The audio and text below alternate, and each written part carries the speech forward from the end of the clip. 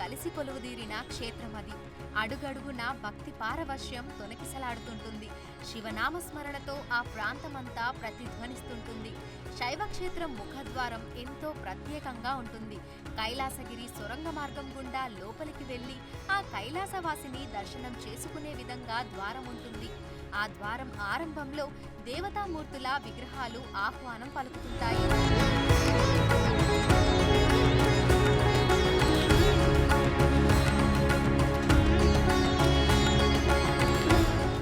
ఆదిదేవుడు, మహాదేవుడు, భక్తుల కోరికలను తీర్చే భోలా శంకరుడు.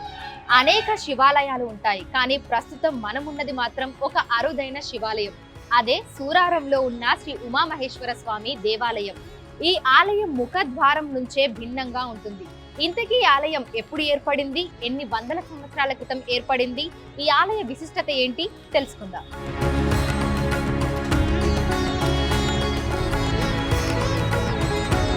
ఇదే సూరారంలోని శ్రీ ఉమామహేశ్వర స్వామి క్షేత్రం. క్షేత్రంలోకి ప్రవేశద్వారం కైలాసగిరి సొరంగ మార్గం. ఇదొక పెద్ద గుండు.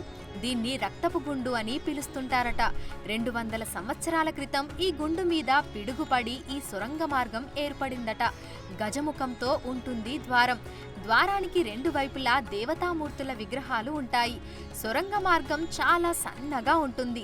లోపలికి వెళ్ళాక ముందుగా కాళీమాత రూపం కనిపిస్తుంది. ఇంకొంచెం లోపలికి నడుచుకుంటూ వెళ్ళాక మెట్ల మార్గం కనిపిస్తుంది. వాటి గుండా పైకి వెళ్తే ధ్యాన ముద్రలో ఉన్న మహాశివుడి విగ్రహం కనిపిస్తుంది. ఈ విగ్రహానికి ఆనుకొని వెనుక వైపు ధ్యాన ముద్రలో కూర్చున్న ఆంజనేయ స్వామి విగ్రహం ఉంటుంది. మహాశివుడిని దర్శించుకుంటున్నట్లుగా వినాయకుడి విగ్రహం ఎదురుగా ఉంటుంది. ఈ సొరంగ మార్గం గుండా వెళ్లి శివుడిని దర్శించుకుంటే పాపాలు, సమస్యలు తొలగిపోతాయని భక్తులు నమ్ముతుంటారు.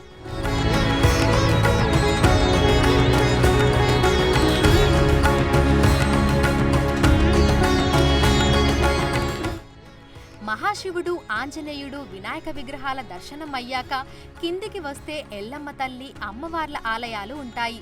గుట్టపై కొలువైన ఉమామహేశ్వర ఆలయానికి వెళ్లేందుకు కైలాసగిరి సొరంగ మార్గంతో పాటు మామూలు నడకదారి కూడా ఉంటుంది. గుట్టపైకి వెళ్ళాక ముందుగా 200 ఏళ్ల క్రితం సహజ సిద్ధంగా ఏర్పడిన పుట్ట కనిపిస్తుంది. ఎదురుగా ముడుపులు కట్టిన రావి చెట్టు ఉంటుంది. గుట్టపైకి వెళ్ళాక ఈ శివాహిల్స్ ప్రాంతానికి క్షేత్ర పాలకుడిగా ఉన్న సంకట విమోచన హనుమాన్ మందిర్ ఉంటుంది. ఈ మందిర్కి ఎదురుగా శ్రీ ఉమామహేశ్వర స్వామి ఆలయంతో పాటు అతిపెద్ద శివలింగం దర్శనమిస్తుంది. ఆలయంలో నవగ్రహాల విగ్రహాలు కూడా ఉంటాయి.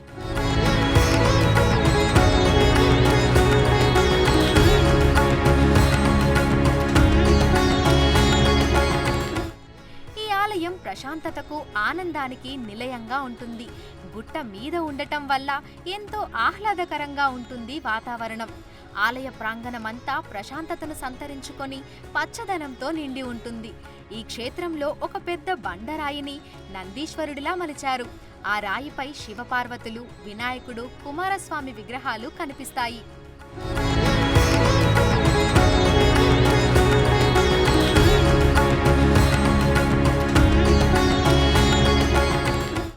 ఆలయ గర్భగుడిలో ఉమామహేశ్వరులు కొలువుదీరి భక్తులకు దర్శనమిస్తుంటారు. ఈ క్షేత్రంలోని లింగం నర్మదా నది నుంచి తీసుకువచ్చిన లింగమని ఆలయ ఆస్థాన పూజారి తెలిపారు. ఈ లింగానికి కాశీ గంగలో అభిషేకం చేయించి కాశీ విశ్వేశ్వరుని వద్ద ఉంచి పూజలు చేసి అక్కడి నుంచి ఒక్కచోట కూడా కింద పెట్టకుండా ఇక్కడికి తీసుకొని వచ్చి ప్రతిష్టాపన చేశారట. అలా 30 ఏళ్ల క్రితం ఈ క్షేత్రంలో లింగ ప్రతిష్టాపన జరిగింది. ఎన్నో మహిమలు కలిగిన ఈ శివలింగంలో కొన్ని ప్రత్యేకతలు కూడా ఉన్నట్లు పూజారులు చెప్తున్నారు. లింగానికి అభిషేకం చేసే సమయంలో సహజ సిద్ధంగా అర్ధచంద్రాకారం, యజ్ఞోపవీతం కనిపిస్తాయని చెప్తున్నారు. ఈ సూరారం మనం ఉన్నది ఇక్కడ సూరారంలో. అంటే ఈ సూరారం అనే పేరులో కూడా ఒక విశేషత ఉంది. సురులు ఒకప్పుడు నివసించినటువంటి ఏరియా సూరారం. సురులు అంటే దేవతలు. దేవతలు ఒకప్పుడు ఇక్కడ నివసించారు కాబట్టి దీనికి సూరారం అని పేరు. అందులో ఈ సూరారంలోనే ఈ కొండ పేరు శివాలయ నగర్. ఈ కొండ పేరు శివాలయ నగర్. స్పెషల్గా ఈ బస్తీ పేరు శివాలయ నగర్, కొండ పేరు శివా హిల్స్. అంటే శివం అంటే ఆనందం, సంతోషం. సంతోషంతో కూడినటువంటి ఈ గ్రామము, సంతోషంతో కూడినటువంటి కొండ. ఇక్కడ ఉన్నది ఎవరు? ఉమామహేశ్వరుడు. ఉమామహేశ్వరుడు అంటే ఎవరు? ఉమయా సహితో ఈశః శివ పర్వతవాసినః వరదాయక భక్తానాం తం భజామి నమామ్యహం. ఈ ఉమామహేశ్వరుడు చాలా గొప్పవాడు. ప్రతి భక్తుల యొక్క కోరిక నెరవేరటానికి శివాయిల్స్ అనే కొండ మీద నివసించున్నాడు. దేనికోసం? ఎవరైతే భక్తులు నన్ను కోరుకొని వస్తారో వాళ్ళ యొక్క ప్రతి కోరిక నెరవేర్చాలనే ఉద్దేశంతో ఈ పార్వతీ పరమేశ్వరుడు ఇద్దరు కూడాను ఈ కొండ మీద వచ్చి ఉన్నారు. ఎక్కడి నుంచి వచ్చారు అంటే ఈ శివలింగం సామాన్యమైనది కాదు. ఇది నర్మదా లింగం.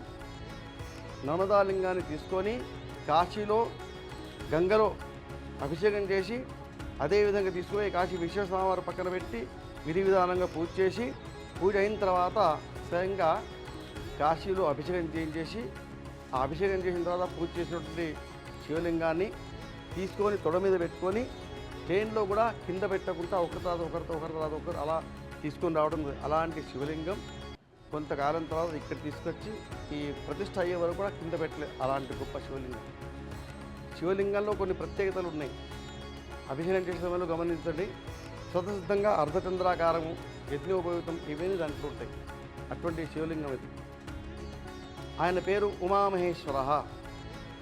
ఉమయా సహితో ఈశః శివ పర్వతవాసినః వరదాయక భక్తానాం తం భజామి నమామ్యహం. అంటే ఉమాతో సహా, అంటే పార్వతితో సహా ఇక్కడ ఉన్నారు. ఉమామహేశ్వరం పెట్టడానికి కారణం ఉంది. ఉమా అంటే పార్వతీదేవి. పార్వతీదేవికి ఉమా అని పేరు ఎందుకు వచ్చింది?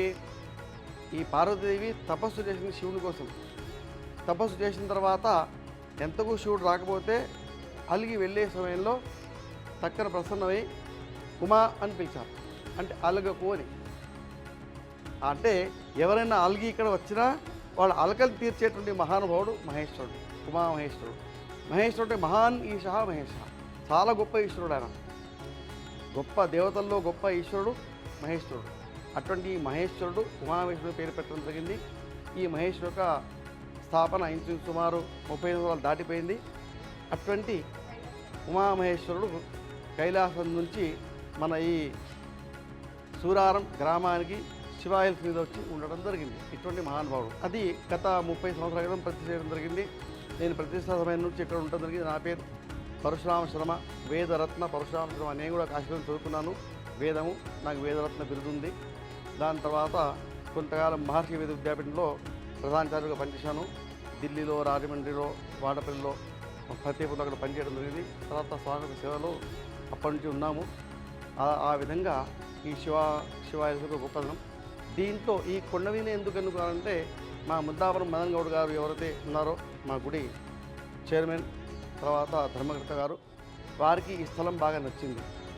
స్థలం నచ్చిన తర్వాత కలెక్టర్తో మాట్లాడి ఈ వారి పర్మిషన్ మీద ఇక్కడ తీసుకోవడం ఉంది. కారణం ఏంటంటే ఇక్కడ స్వతసిద్ధంగా పుట్ట ఉంది.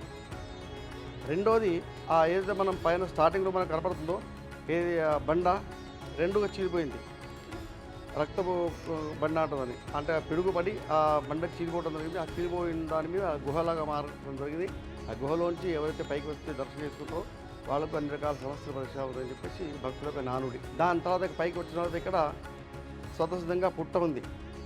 ఆ పుట్ట యొక్క విశేషత ఏంటంటే అది మరి ఎవరు పెట్టింది కాదు, అప్పటి నుంచి ఉంది. దాంట్లో స్వామి యొక్క ఇది కూడా ఉంది అట అంటుంటారు. కొంతమంది కనపడదు కూడా అక్కడ. తర్వాత ఇక్కడ ఈ శివాయిల్స్కు రక్షకుడు, క్షేత్రపాలకుడు ఆంజనేయ స్వామి, సంకట విమోచన్ హనుమాన్, ఆయన ఇక్కడ క్షేత్రపాలకుడు. తర్వాత ఇక్కడ వచ్చిన ప్రతి వ్యక్తికి వాళ్ళ అన్ని డీటెయిల్స్ రాసి చేస్తున్న నవగ్రహాలు. కాబట్టి వీళ్ళందరూ కూడాను ఇక్కడ నివసించున్నారు కొండ మీద. ముఖ్యంగా ఏంటంటే ఈ గుడిలో ఒక ప్రత్యేకత ఉంది. ఎవరైతే గుడికి మొక్కుకొని వస్తారో ఎంతోమంది భక్తులకు సంతానం లేని వాళ్ళకి సంతానం అయింది, ఉద్యోగం లేని వాళ్ళకి ఉద్యోగాలు రావడం జరిగింది.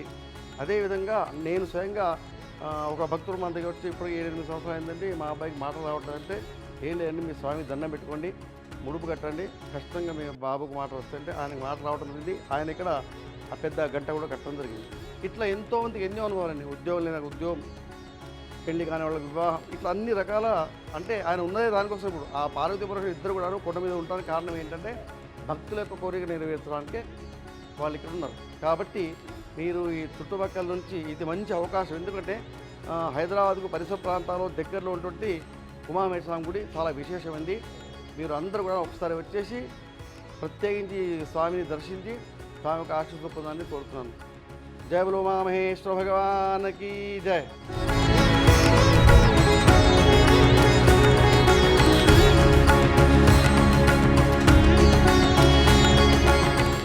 30 ఏళ్ల క్రితం ఈ ప్రాంతానికి చెందిన ముద్దాపురం మదన్ గౌడ్ స్థానికులు ఈ గుట్ట మీద ఆలయం నిర్మించాలని పూనుకున్నారట. అప్పటి కలెక్టర్తో మాట్లాడి 200 ఏళ్ల క్రితం ఈ గుట్ట మీద సహజ సిద్ధంగా ఏర్పడిన పుట్ట ఉందని ఆలయం నిర్మించాలని కోరారట. అలా ఈ ప్రాంతానికి శివా హిల్స్ అని పేరు పెట్టి ఆలయాన్ని నిర్మించారని చెప్తున్నారు. అప్పటి నుంచి ఇక్కడి పార్వతీ పరమేశ్వరులకు నిత్యం పూజలు, అభిషేకాలు, హోమాలు జరుగుతున్నాయి.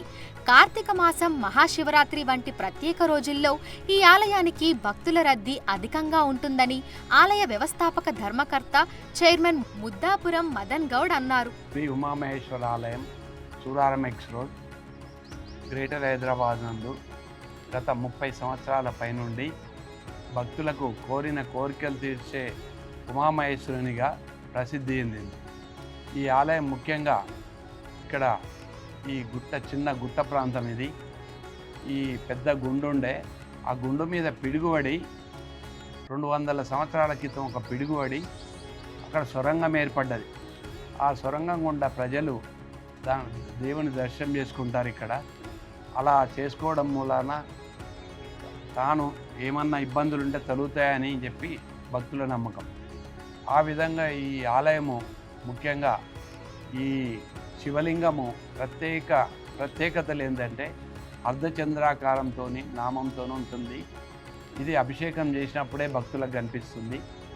అదేవిధంగా ఈ లింగాన్ని నర్మదా నది నుండి ఘనాపాటి అనే పంతులు గారు మరియు పరశురాం పంతులు గారి బావగారు ఆయన ఎక్కడ కింద పెట్టకుండా తొడ మీద తీసుకొని అక్కడి నుండి కింద పెట్టకుండా తీసుకొని వచ్చారు. అలాంటి ప్రత్యేకత గల ఈ శివలింగము భక్తులకు ఎంతో కోరికలు తీర్చే విధంగా ఎంతోమందికి స్వామివారు ఆశీర్వదిస్తున్నారు. ఈ ఆలయానికి హంపి పీఠాధిపతులు గారు కార్తీక మాసంలో కళ్యాణ మహోత్సవానికి వస్తారు. సంవత్సరంలో 2 సార్లు ఈ కళ్యాణ మహోత్సవం అతి వైభవంగా నిర్వర్తించడం జరుగుతుంది. అనంతరం అన్నదాన కార్యక్రమం కూడా వేలాది మంది భక్తులకు నిర్వర్తించడం జరుగుతుంది. ఈ మహాశివరాత్రిని పురస్కరించుకొని ఈ ఉమామహేశ్వరాలయము వివిధ జిల్లాల నుండి చాలా పెద్ద ఎత్తున ఉదయం 4 గంటల నుండే స్వామివారి దర్శనానికి వస్తారు. అదేవిధంగా రాత్రి 11 వరకు కూడా లైన్ కంటిన్యూ ఉంటుంది. అదేవిధంగా ముఖ్యంగా రాత్రి భక్తులు అందరికీ కూడా జాగరణ చేయు భక్తులకు వివిధ సాంస్కృతిక కార్యక్రమాలు చాలా పెద్ద ఎత్తున నిర్వర్తించడం జరుగుతుంది. అదేవిధంగా ముఖ్యంగా ఈ ఆలయము మరి భక్తులందరికీ హైదరాబాద్లో అందుబాటులో ఉంటుంది. మెయిన్ రోడ్ మీదనే ఉంటుంది. ఎటువంటి ఇబ్బందులు లేకుండా మహాశివరాత్రి రోజు పోలీస్ బందోబస్తు కానీ జిహెచ్ఎంసీ తరఫున కానీ అన్ని సౌకర్యాలు ప్రజలకు ఎటువంటి ఇబ్బందులు కాకుండా చూసుకోవడం జరుగుతుంది. మరి అదేవిధంగా ముఖ్యంగా ఈ ఆలయం కొండ మీద ఉండడం మూలాన అందరికీ ఆహ్లాదకరంగా ఉంటుందని ఇక్కడ వచ్చిన మంత్రివర్యులు కానీ, ఎమ్మెల్యేలు కానీ, ఎమ్మెల్సీలు కానీ అందరూ కూడా భక్తులు కూడా పెద్ద ఎత్తున ఏమంటారంటే ఈ ఆలయంకు రాగానే ఒక ప్రశాంతత ఉంది. ఈ ఆలయం మీద చెట్లు చేమలతోని పచ్చదనంతో ఈ ఆలయం ఉంటుంది. భక్తులందరికీ కూడా మరి ఎంతో సంతోషంగా ఇక్కడ వచ్చిన వాళ్ళందరికీ కూడా సంతోషం కలుగుతుంది, ప్రశాంతంగా ఉంటుందని భక్తులు నమ్ముతారు ఇక్కడ. మరి అదేవిధంగా ముఖ్యంగా ఈ ఆలయం గత 30 సంవత్సరాల సంది కూడా ప్రతి కార్యక్రమం శ్రద్ధతోని భక్తితోని ఎంతో నిశ్చయంగా నిర్వర్తిస్తున్నాము.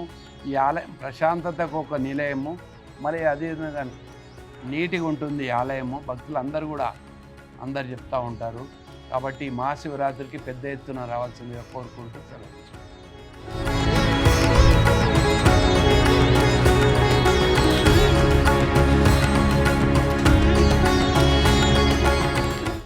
ఆలయంలోని శివపార్వతులను లింగాన్ని దర్శించుకుంటే కోరిన కోరికలు నెరవేరుతాయని భక్తులు చెప్తున్నారు. ఇక్కడికి వస్తే ఎంతో ప్రశాంతంగా ఉంటుందని అంటున్నారు. ఈ విధంగా భోలాశంకరుడు భక్తుల కోరికలను తీరుస్తూ నిత్య పూజలను అందుకుంటున్నాడు. నమస్కారం అండి, నా పేరు రేణుక. నేను సూరారంలోనే ఉంటాను, వెంకట్రామ్ నగర్ కాలనీ. నేను ఇక్కడ సంవత్సరం నుంచి వస్తున్నాను. ఆలయానికి వస్తే చాలా బాగా అనిపిస్తుంది. రోజు అభిషేకాలు ఉదయం 6 నుంచి 7 వరకు అభిషేకం జరుగుతుంది ప్రతిరోజు. ప్రతి సోమవారం దర్శనం బాగా అవుతుంది, అభిషేకాలు అవన్నీ. ఇక్కడ ఆంజనేయ స్వామి గుడి కూడా ఉంది. ఇక్కడ శివలింగానికి అభిషేకం చేస్తే ఎంతో మంచిది అంటారు. సంవత్సరం నుంచి వస్తున్నాము, నమ్మకంతో వస్తున్నాము. నా పేరు చలపతిరావు అండి. నేను మెట్టిగనగూడ నుంచి వస్తాను. ప్రతిరోజు కూడా సాయంత్రం ప్రదోష వేళ వస్తాం మేము. రోజు వచ్చి ఇక్కడ స్వామివారికి అభిషేకం చేసుకుని పూజ అది చేసుకుంటాం ఇద్దరం కూడాను. బై వాకులో వస్తాం, మేము బండి మీద కూడా రాము రోజు కూడాను. సాయంత్రం అప్పుడు ఇక్కడికి వచ్చేటప్పుడు పూజారి గారు అన్నీ రెడీ చేసి పెడుతుంటారు. చాలా చక్కగా ఉంటుంది, ప్రశాంతంగా ఉంటుంది మాకు ఇక్కడ కూడా.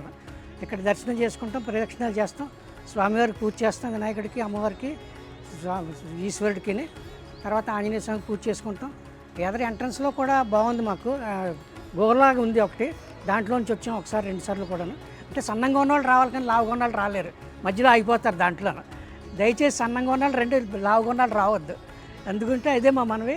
ఇక్కడంతా చాలా బాగుంటుంది. ఇక్కడే వస్తాం, సాయంత్రం ప్రశాంతంగా కూర్చోవాలనుకుంటాం మేము, కానీ టైం సరిపోతే చీకటి పడితే ఇంటికి వెళ్ళడం కష్టం కదా మళ్ళీ.